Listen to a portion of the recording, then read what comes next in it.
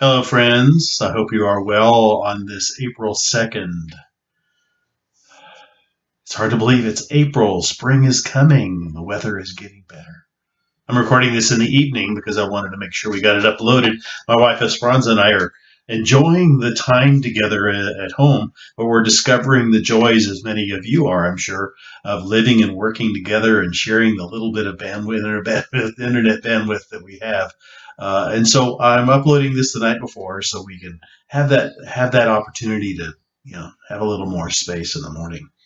Our message today is from back to Philippians chapter 1, where Paul's letter, and we're looking at verses 27 and 28. And today I'm reading from the New Revised Standard Version.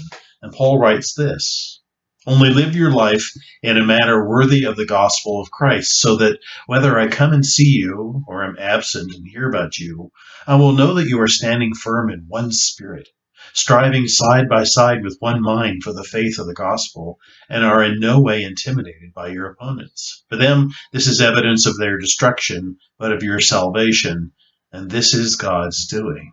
Wow. That's kind of an interesting passage to read about that. First thing your mind goes to is that sort of destruction and salvation of opponents. But I want to draw it back to the very beginning of that, verse 27. Live your life in a manner worthy of Christ. And what is that? Well, it's saying that the way we live our life matters. Yeah. Not just the end justifies the means, but it's the ends and the way we reach that end that matters. And I think that's a very important thing. We can lose sight of that, I think, in today's, dog eat dog or everyone out for themselves kind of world. And so when Paul talks about the way we live, it's not about rules or performance or dress codes or all those kinds of things. Those are things that can work against us. But what we're really talking about is that the way we live reflects on others, on our family and friends, right? If you're doing things that are unhealthy or things that are negative, or those types of things, well, your family and friends hear about that and people wonder. And if you think about it, our primary relationship in life is with Christ, with Jesus, who came to save us and gave his life for us. And if we're doing things that are that negative, what do people think about that relationship? It's something to think about. Paul isn't looking to make us feel guilty or to shame us in this case, but he's setting some expectations. He's saying, live the same way when he's present as when he's not present, right? Live the same way. Be the same on Monday that you are on Sunday, right? That's a good test. Look and see how somebody treats people on Monday morning or Tuesday morning at work or at home or wherever, and then look how they might treat someone on the weekend, maybe at church. And if those are very different, there's a problem there. There's a spiritual problem at their heart.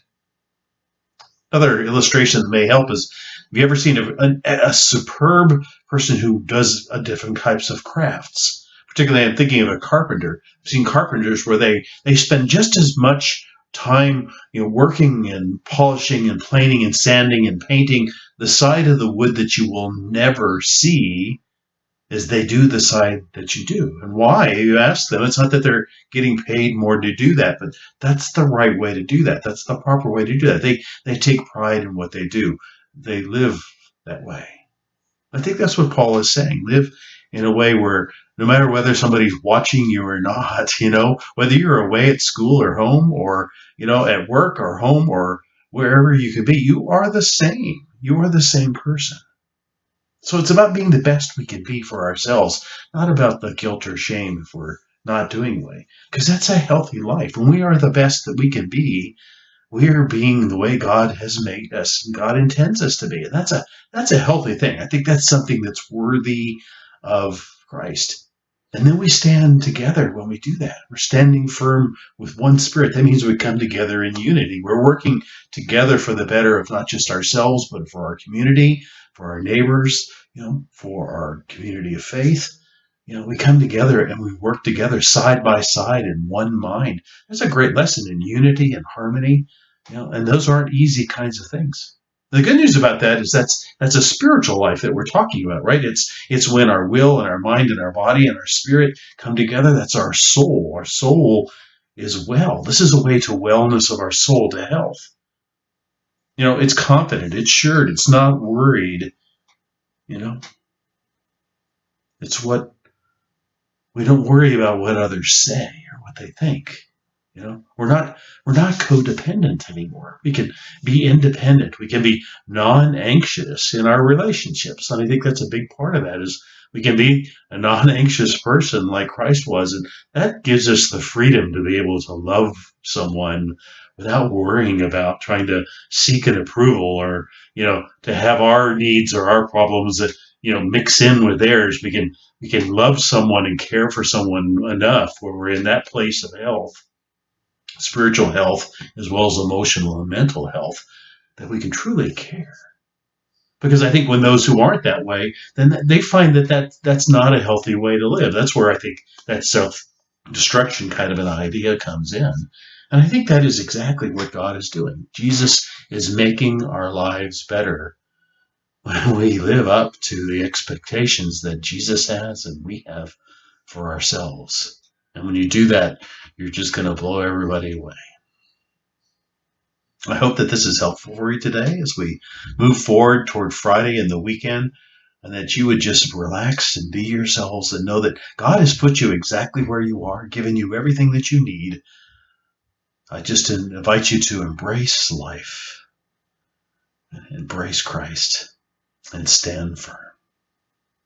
Gracious God, I come to you and I pray for whoever this is that's watching and engaging. I know there are those from our church, there are those from the community, family and friends, perhaps maybe watching these messages, Lord, to others that I do not know. And I just pray, Lord, that whatever and whoever they are, that your hand would be upon them this day, that they would know a moment of rest, a moment of comfort.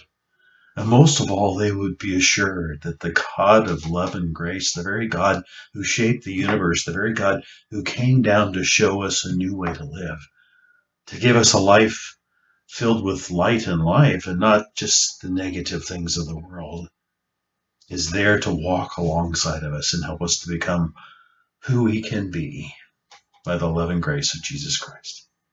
Be with us this day and guide us. And all this I pray in Jesus' name. Amen.